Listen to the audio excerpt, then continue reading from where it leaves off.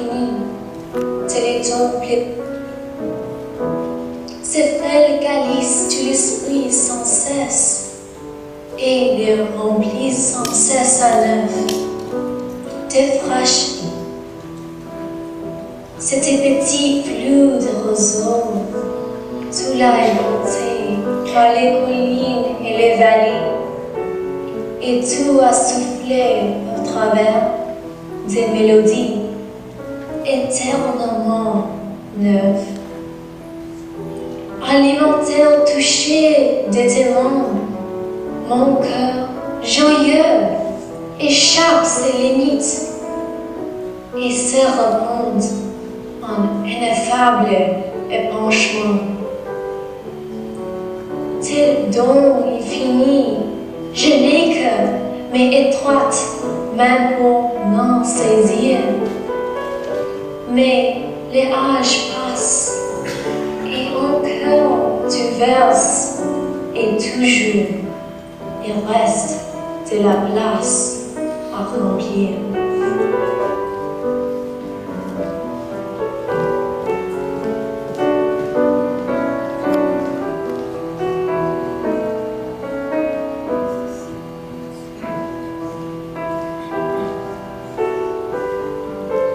Hola, Ricardo! Aren't you excited that the great poet of the East, Rabindranath Tagore, is on his way and will be passing through Buenos Aires in just a few days? He has been invited by the government of Peru to take part in the centennial celebrations. Yes, of course. We have arranged a welcoming party to greet him at the pier. There's already a reporter aboard the Andes interviewing him. Dear Victoria, you do realize your Saibal poet is nothing but a native in the eyes of the British. No sé por qué hablas sin saber nada, Ignacio. You obviously do not know of his writings, of his creations, or of his talents. Oh! Do you know that Rabindranath Tagore is the first Indian to win a Nobel Prize in Literature? Nobel! Shh! Who can write like him? Just listen to this.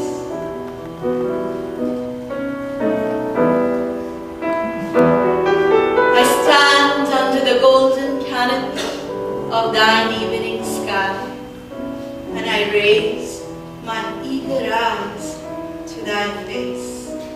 I have come to the brink of eternity, from which nothing can vanish. No hope, no happiness, no vision of a face seen through tears. Oh, dip my emptied life into that ocean.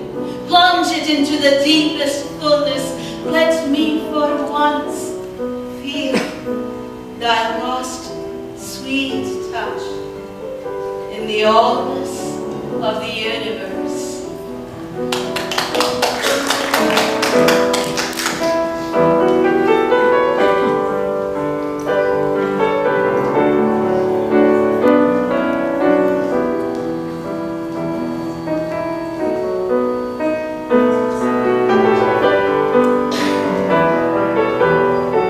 Mi querido Jorge! Thank you so much for publishing an article in your Sunday paper on our celebrity par excellence. It will be quite illuminating for those who have not had a chance to be introduced to him. Now, here is my article, La Alegría de leer Rabindranath Tagore, which I would like you to publish in La Nación no later than 12th of November. Si es posible, por favor. Claro, Victoria. Por supuesto. For sure. Only in return for a recitation from you of one of his poems, Uno Sublime. Uno Sublime. This one? It will be my pleasure, Jorge. Here goes. You made me infinite. Such is thy pleasure. This frail chalice of life you are constantly exhausting and constantly filling.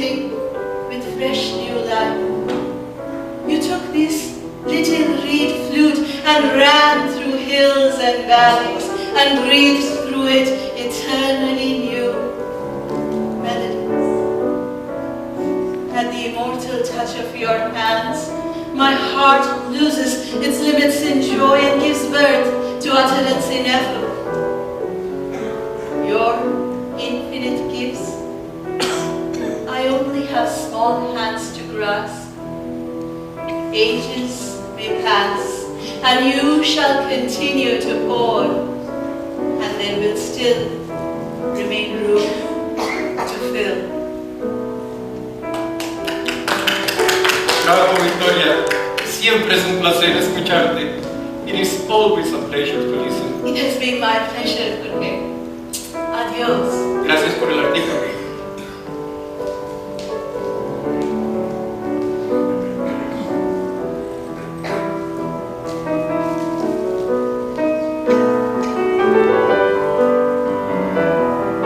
When thou commandest me to sing, it seems my heart would break with pride.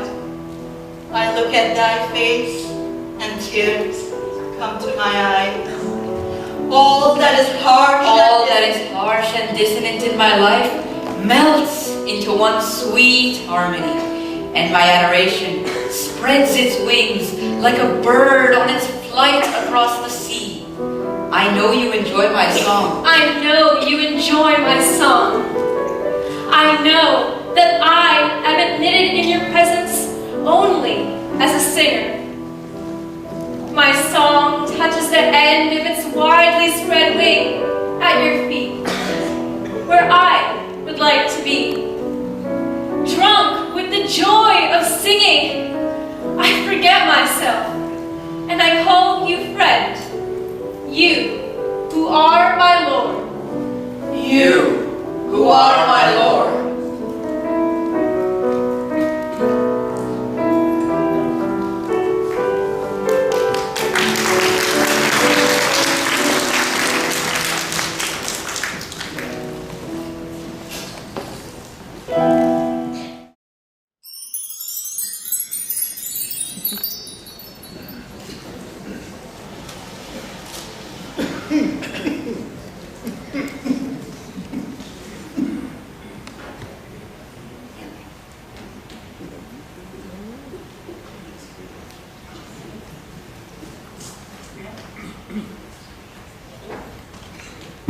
You know, Leonard, we may have to stay in this Plaza Hotel for a few more days, even if it is prohibitively expensive.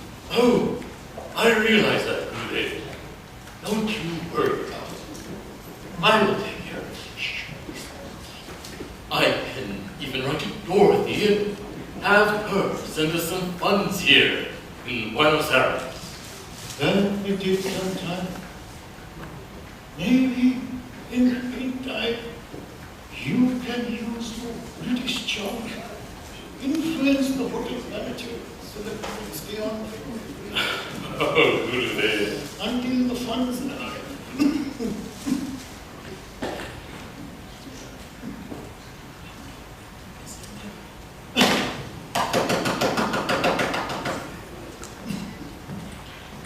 I'm so sorry to disturb you, Senor. A distinguished visitor, Señora Victoria Ocampo de Estrada, and her friend Adelia Acevedo from San Isidro, would like a visit with Señor Tagore. I got a note from them.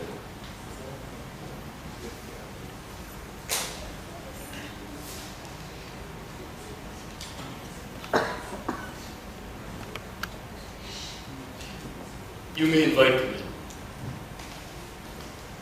Señoras, adelante por favor.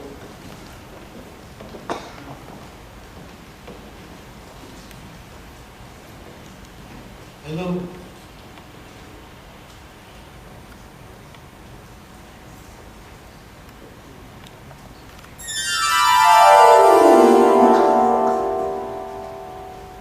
Hola, señor Tagore. I am Adelia Acevedo, and this is Señora Victoria Ocampo. Thank you for agreeing to meet with us today, despite your health condition. Thank you for visiting us. This is Mr. Leonard Elmhurst, my honorary secretary and traveling companion.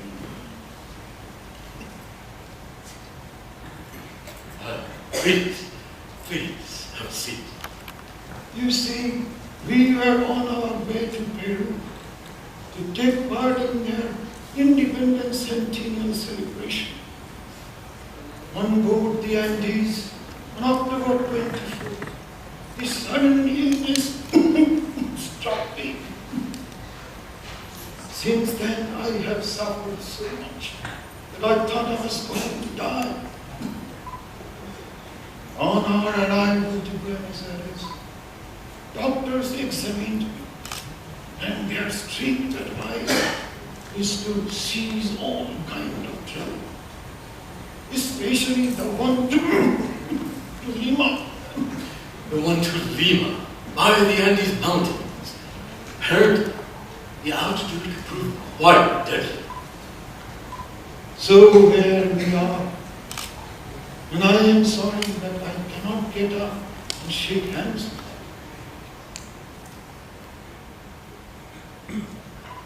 Bueno, Señor Tagore, as soon as we found out that you had arrived here in Buenos Aires and were staying at La Plaza Hotel, we simply didn't waste a momento. We came running to meet you.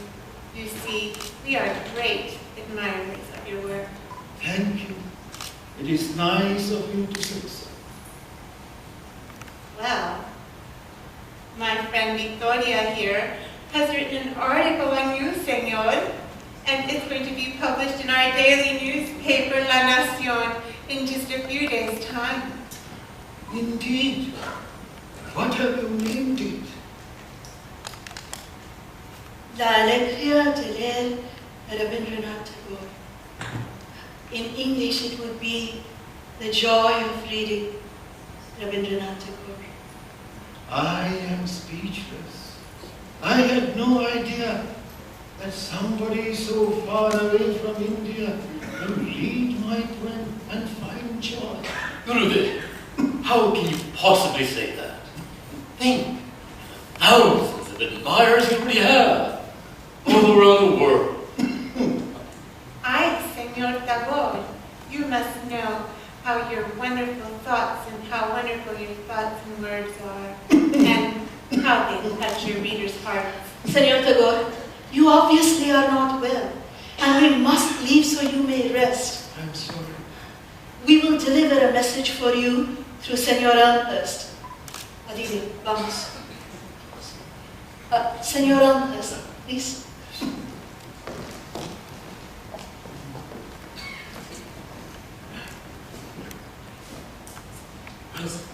Really? Are you sure?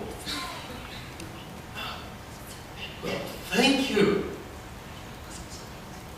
Okay. Okay. Okay then. Let me tell you.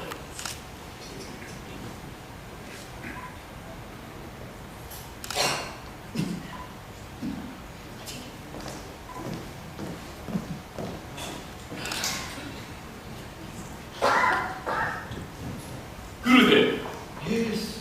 Senora Ocampo was wondering if you'd like to visit her a while and rest it out a bit in her villa in San Acevedo. San Isidro. Well, it's not far at all. Only 17 miles away. In fact, she's formally inviting you and me to stay there, to convalesce, if you will. Looks like this illness has gotten better for you. She said we could stay for as long as we wish. And, as she promised, to take very good care of her. That is awfully nice of the Senora to extend such a generous invitation. I am sure I could not dream of imposing on her own in such a way. I already said that to her, but she insisted it would be no imposition at all. Well, apparently, it would be a privilege, for she has read Andre Gide's French translation of Gitanjali, and, of course, loved it. Ever since she has read your poems, she's become an ardent admirer of your lyrics. She also said that it'd be easier for you to recuperate in a serene setting right by Rio de la Plata, the river. Heard you from your writings, she knows how much you love the river. We are really getting depressed by the thought of staying in a big city hotel, aren't we? Yes. But Leonard, the government of Peru will be waiting for us. They have promised to pay for my college, and so much more for Bishop Marco. Yes. So I have to get better, quick, be on my way, to keep our end of the promise. On the other hand, I don't know how to refuse such a generous invitation from a beautiful lady. So my answer is yes. But before we leave Buenos Aires, we need to meet a few folks here. Before we leave for San Isidro, well, our hotel reservations are still in play for the next few days, so we should have enough time for that luncheon with Dr. Castex, and meet up with Sir Belby Alston and Lady Alston, Sir Ralph Gore and Mrs. Gore, Madame Martina de Hos, and if possible, once more with Mr. Ricardo Rojas, the gentleman who had arranged such a warm welcome for us at the piers. Of course, you are right. It is such a generous offer. I simply don't know how to thank Senora. No need, Gurudev. Your company will be reward enough for her. Oh, it looks like she absolutely adores you already.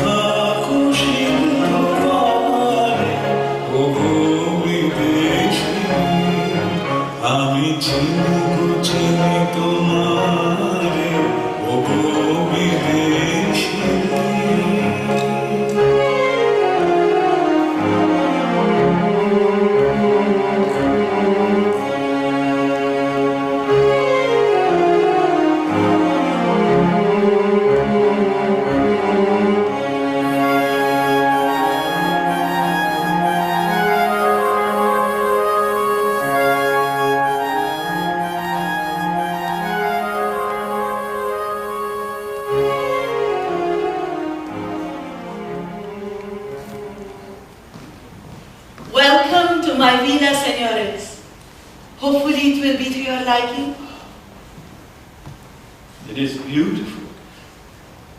Thank you for inviting us to stay here. Yes, indeed. Thank you, Senor Ocampo. Oh, Beautiful villa. please call me Victoria. You know, Victoria, there is a Bengali name that corresponds exactly to yours. Really? And what might that be? I'd be eager to know. Vijaya, the victorious one. May I call you Vijaya? Vijaya. Of course, Senor Tagore. I'd be honored to be renombrada by you. I mean, renowned by you. Oh, you were renamed. Oh, you see, renombrada, renamed. Senores, I would like to show you to the balcony upstairs. I think it's rather nice there. Please. Oh, but before I do that, I must introduce you to someone. Hola, Fani, por favor, ven aquí.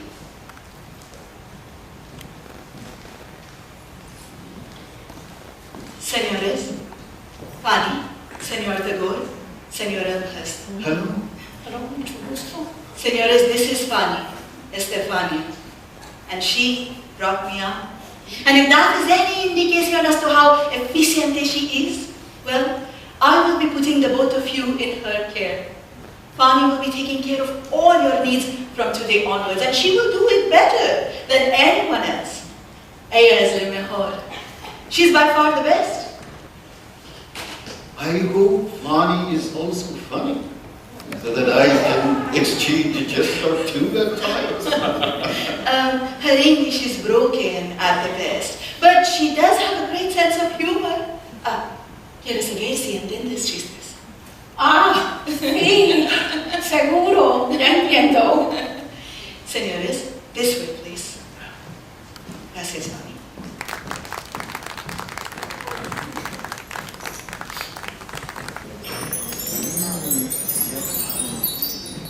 And this is the balcony I was talking about. This is lovely. What a sight!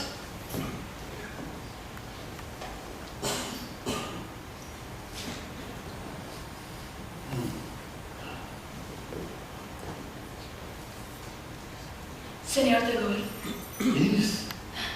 I wanted to apologize for rushing out so abruptly the other day at the hotel. You see, there was so much I wanted to say to you, but when I saw you, I completely forgot what they were. I was simply so glad to see you that my heart was aching. And now that you're here, I can just imagine you sitting right here by this balcony, contemplating and creating beautiful, beautiful verses. You see, Senor, I know that the river appears in so many of your verses in so many different forms. By what dim shore of the ink-black river? By what far edge of the frowning forest? Through what mazy depth of gloom art thou treading thy course to come to me, my friend? Brilliant. Good. She knows your poems by heart. I am impressed. And I am immersed.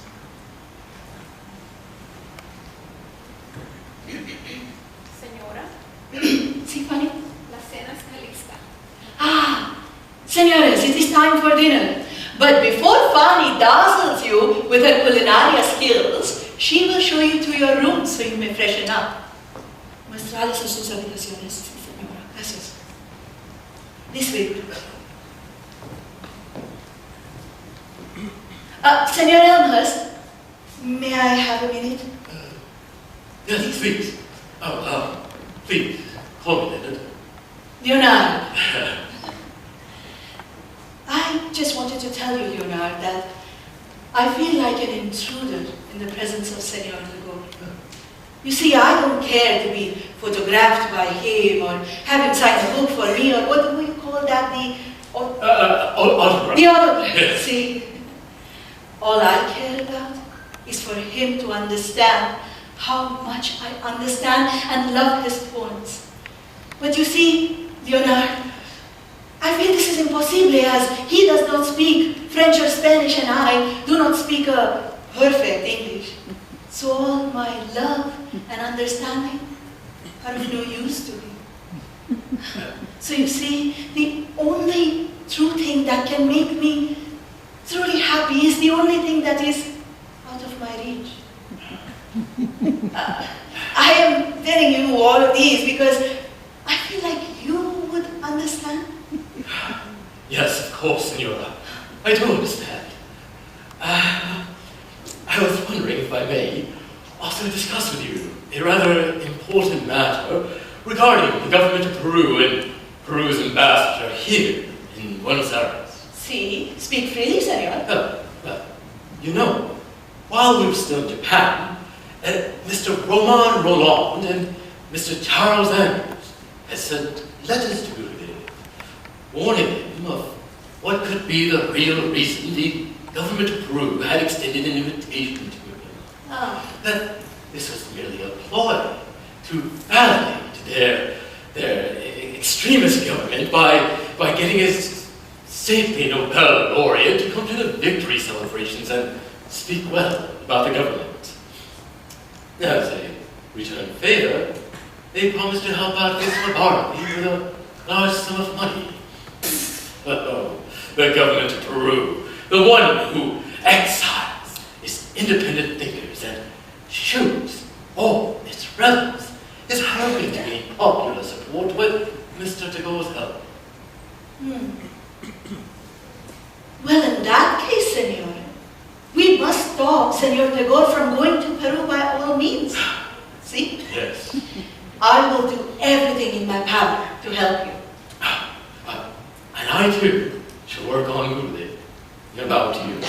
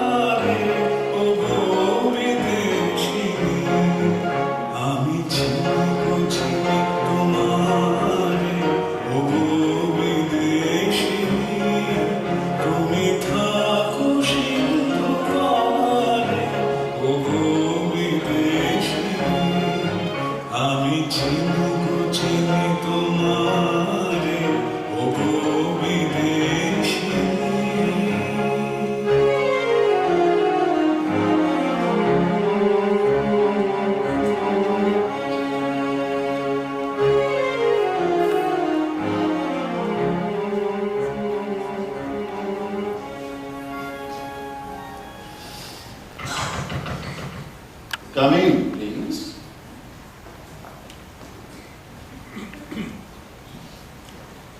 Good morning, Senor Tagore. Vijoya, I was wondering, when am I going to see you again? You must have been very busy. You know, the other night, when I offered my hands to you for your hospitality, I hope you could feel what I said was much less than what I meant. It is not for you to thank me, Senor Tagore. You have given me so much without even knowing it. It is perhaps difficult for you to realize what an immense burden of loneliness I carry within me. A burden that has been imposed upon me by this sudden and extraordinary fate. I am like this unfortunate country where all of a sudden a gold mine has been discovered, to the result that its flowers are neglected, trees cut down, and the entire place left threadbare to the pitiless gaze of hungry treasure seekers. As a result, my market price has risen high, but my personal health obscured. Gurudev, just listening to you speak, being near you, and understanding silently all that you are makes me so wonderfully happy. You know, Vijaya, for a long while I had this aching desire to find somebody who will understand me the way I am. I was waiting for a woman's love. I thought I deserved. And today, that precious gift has come to me from you. You are my supply of water in the travel across my desert. You are able to prize me the way I am and not for what I can't do. Today, I never imagined this happiness of having you here near me. This happiness is so profound that it keeps me awake at night and dreaming during the day. My heart is so full that I feel I must hold it with both my hands, lest I spill its contents. I'm simply dying to be useful to you, Gurudev. You already have me. In so many ways, you already have me.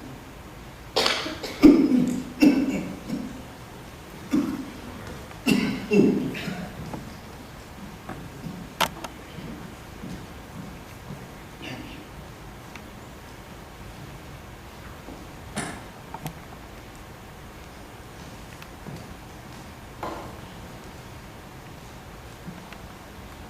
Let me read you a poem that I have written and translated it to English. I have named it The Guest.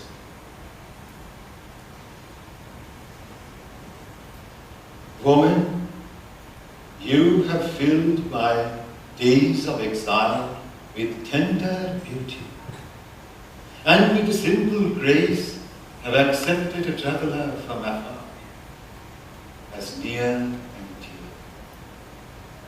Just as easily as these unfamiliar stars smile at me from the above. As I stand by my lonely window and gaze at the southern sky, here comes the voice welcoming me. You are our guest of light. You too, the benevolent one, have thrived. I know you. And though you do not speak my tongue, O woman, I hear you sing. You are my guest always, as you are my guest of love.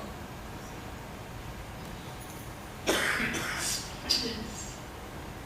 Gurudev, I cannot thank you for this poem. How can I manage to put into words sentiments which are not meant for words?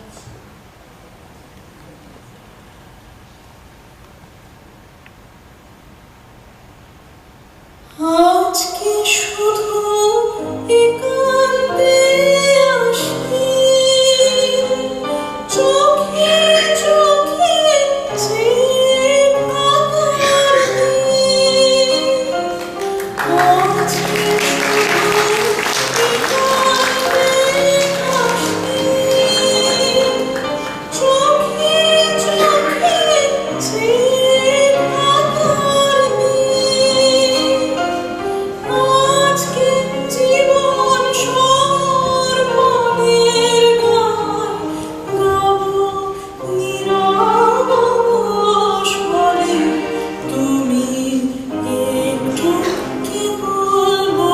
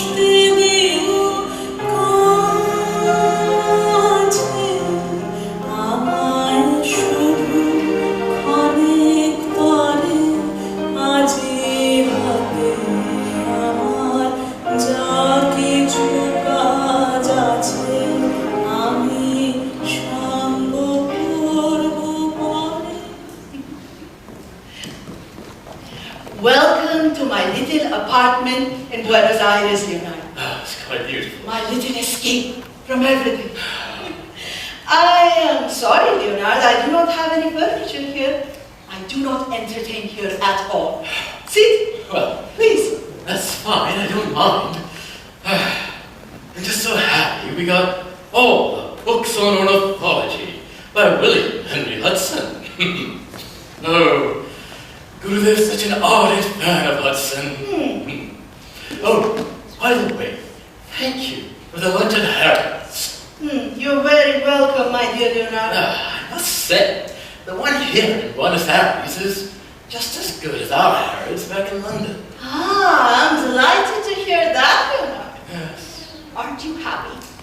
We have that written letter from Dr. Castles. Yes. That Gurudev is not to budge from Argentina. Yes. Neither on a train via the Andes Mountains, nor via sea, which would be such a long journey to Peru. Yes. We even successfully delivered Dr. Kostik's note to the Peruvian ambassador here. However, I'm afraid the Peru problem is not completely out of the way. And why do you say that? Though the ambassador was especially nice to assure us that no refunds of the travel advances was going to be necessary, do you believe that the huge grant money the Peruvian government had promised for Ms Bharati will still be forthcoming? Now that Gurudev is not able to keep his side of the bargain, no incentive to pay up anymore, I guess.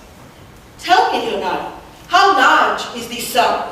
Maybe I can try to raise it here in Buenos Aires. What? The grant? See? 50,000 souls.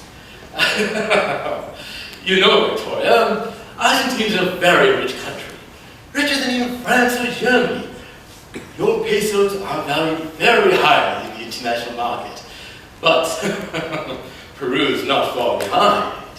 And if you can raise enough pesos equivalent to 50,000 souls in such a short time, oh, Victoria, I tell you, I shall forever remain in Buenos Aires. It is not funny, Leonard.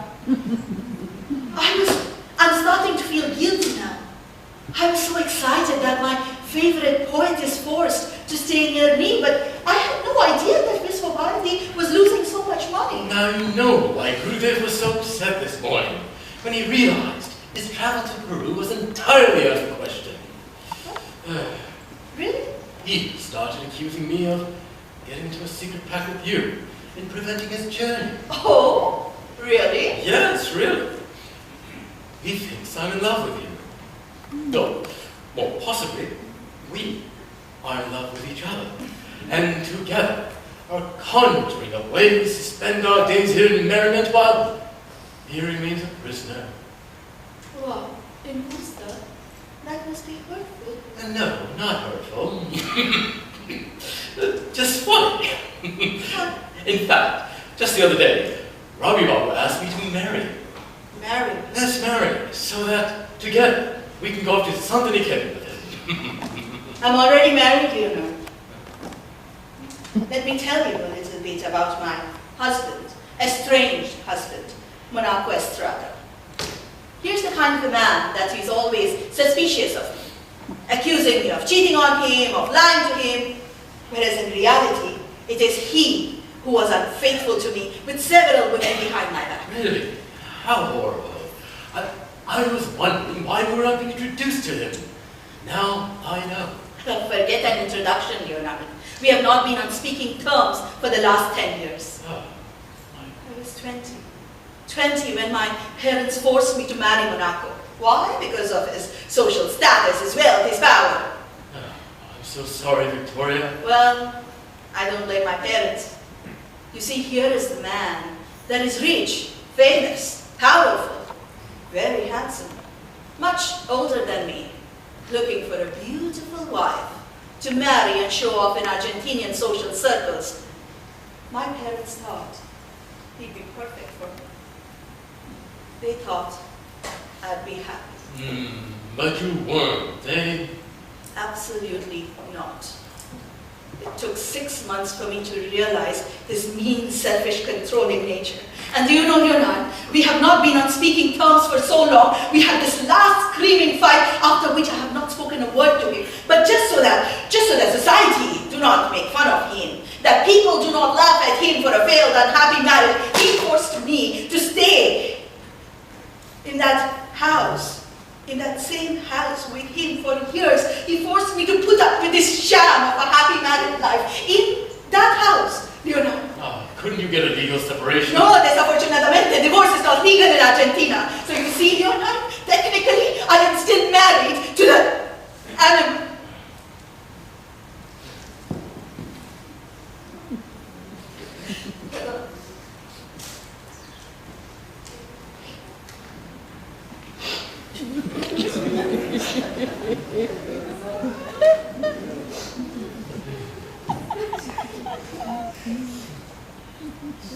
What do you think you're doing? How could you? I'm so sorry. Excuse me, how could you? What did you think I was? What did you think? You think I'm una carretera? You think I am a cheap woman? I'm so sorry. I misunderstood. I thought you were lonely and needed to be loved. No, Leonard. You did not think I needed to be loved. You thought I needed sex. You thought I was down for sex. Is that not it? Victoria, please, I'm so sorry. Please understand, I didn't mean to insult you. But you just did. Victoria, you must know by now how much I like you and how extremely attractive I find you. But if you don't reciprocate, I'll understand that I misunderstood. I've been a fool. Pardon me for misbehaving. Please. Well, now, let's start off with Acevedo. It's getting rather late. I'm sure they must be worried for us, so... yes, well... Good. Okay. Okay, yes.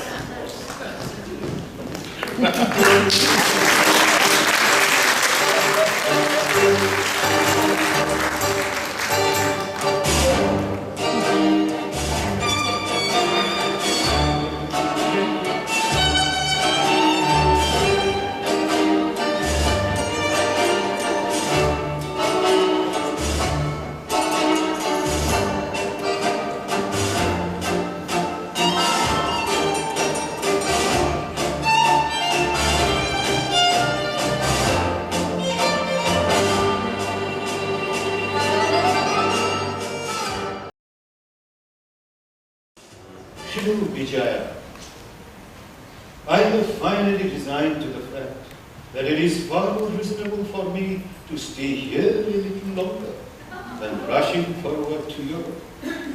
I am delighted to hear that, Gurudev. Your health is of utmost importance. And now that you have decided to stay here and relax, can you tell me the story behind your most recent play, the Red Oleander, the Red Oleander? I have been dying to hear more about it ever since Leonard told me a little bit about it. Well, this is rather a simple story.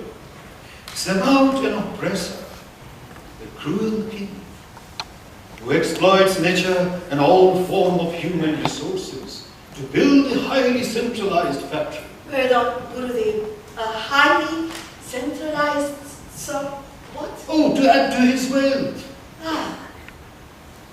He lives alone in his fortress, never shows his face to the public. Enters into that lifeless fortress one day a beautiful young woman named Nandini. She was full of life, joy, and happiness.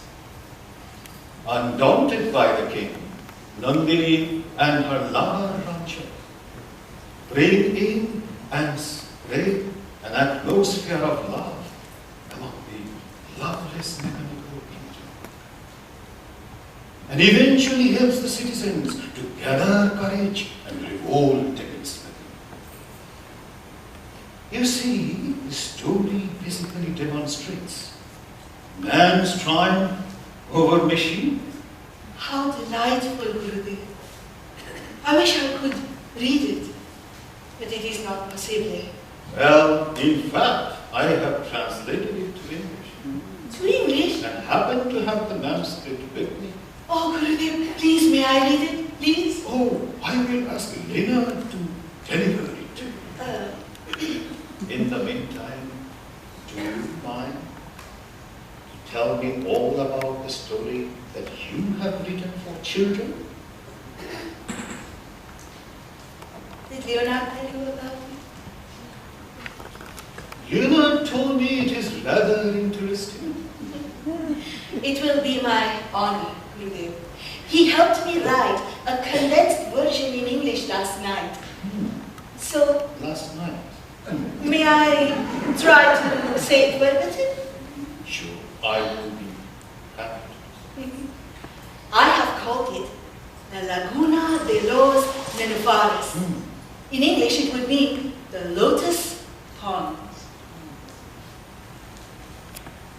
Once upon a time, a long, long while ago, there lived a magician who was as talented and rich as he was powerful.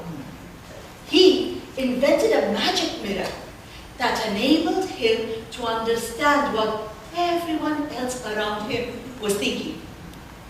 He soon found out that most people around him were jealous of his wealth and power and hated him as a result. This made the magician really sad and bitter. He decided to move away to a lonely island and lived in an abandoned fort. One night, a shipwreck happened, not too far away from the island. Everyone drowned, but a young boy was swept ashore. The magician felt his breath, and lo and behold, the boy was alive. The magician looked at the magic mirror and understood that this little boy is full of love and trust, and he decided to bring that little boy up as his own and never let him know grief and sadness. But life happens, and soon that little boy found out all about the bitter realities of life. He looked at an old, decrepit woman and understood the inevitability of old age. He found out about old age and death. He went to his father and asked him, why? Why must there be old age and disease and death? The magician shrugged his shoulders. But soon the boy found out that once a year, fairies come down upon the lotus pond that may have answers to his questions. The boy rushed to the pond and picked up a lotus flower without getting bitten by the poisonous snakes that lived in the pond. And lo and behold, the fairies appeared, one by one by one. There was a fairy for each of the beautiful things in life: love and joy and energy and magic and cure and happiness. But soon the fairies disappeared, one by one by one. This made the boy very, very sad. He went to his father and asked him, how may I see the fairies again? And the magician brought him in front of the magic mirror. Looking at the mirror, the boy's unease and restlessness and impatience disappeared. He realized that the fairies lived inside of him, here and here and here. They lived in the inner chambers of his heart. And he taught his father to find the same.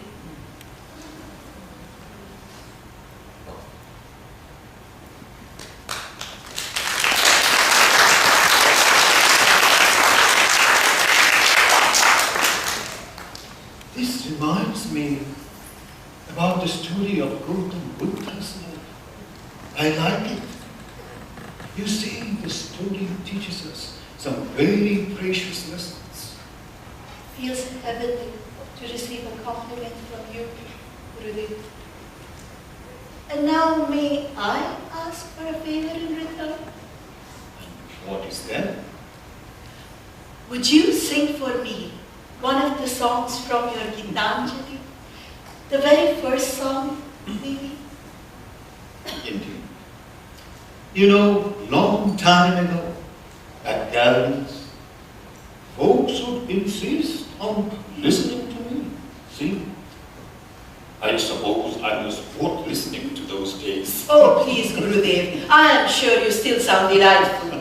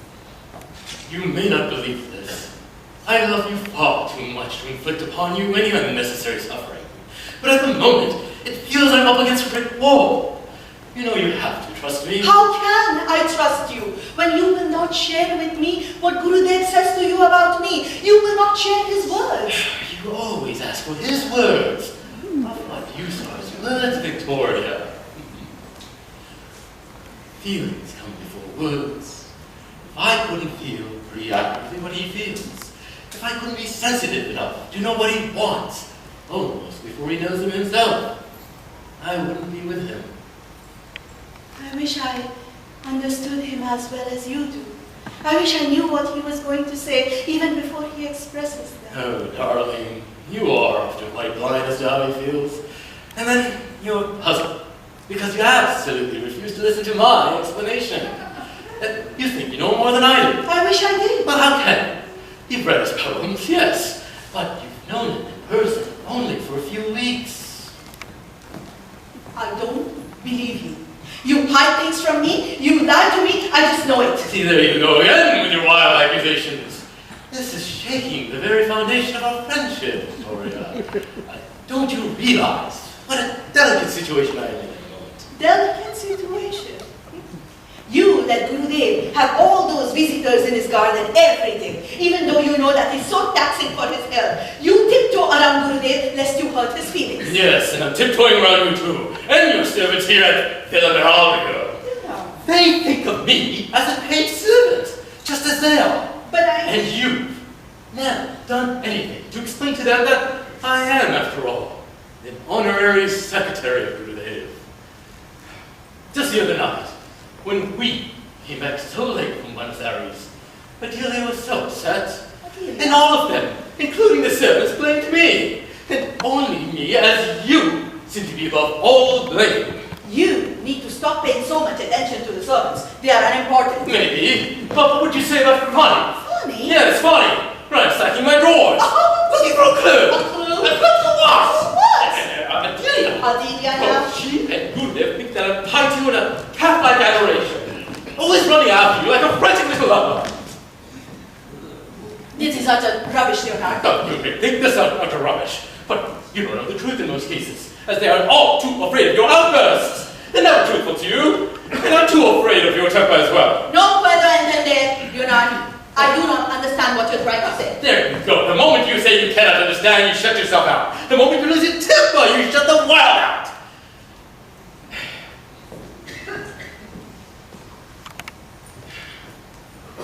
I truly feel that deep down, you're craving sympathy and understanding, something you're not getting from anyone. Deep down, you are a very lonely soul. How dare you? I dare, dear Victoria. I dare because I care. I know that somehow in the repressive environment you're raised in, the perpetual insult to your soul and spirit has mutilated your very capacity for sympathy and affection. I feel you are desperately lonely. V, I came to offer my friendship and maybe get something in return.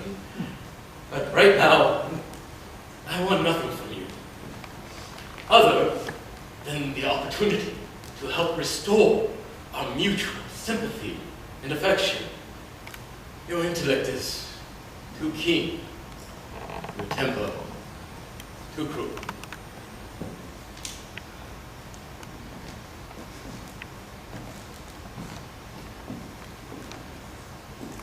Leonard, you are gravely mistaken if you think I am using you as a means to an end.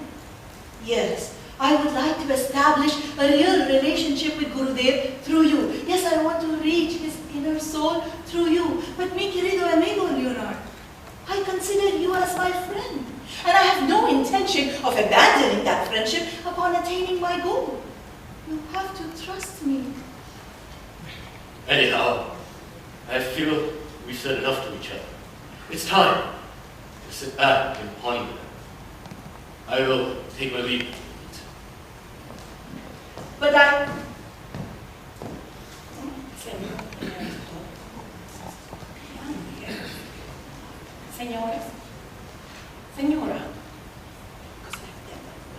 Señora, Fani, mira, la túnica de Gurudev tiene un agujero. what? Let me see. Gurudev's robe has a tear in it. Look, Fani, the edges are frayed too. Ah, what a pity. ¿Debo de repararlo? No, don't bother repairing it, Fani. I can take it to Alice Paquin. At Paquin Outfitters. She's the best tailor in Buenos Aires. She can make an exact replica of this robe for Gurudev. Sí. Ah, me gustaría regalarle una nueva túnica. ¿Nueva? ¡Wow! Nuestro dulce Gurudev seguramente se lo merece. You are absolutely right, my dear Fani. Our dear Gurudev deserves a brand new robe. Señora, ahora que estás de buen humor, déjame decirte, alguien vino a casa hoy mientras estabas fuera. Someone came to the house looking for me. Who? Alguien a quien se le ha prohibido venir. Someone who is prohibited to see me. Who, señora? Julian? Julian Martinez was here? Sí, señora.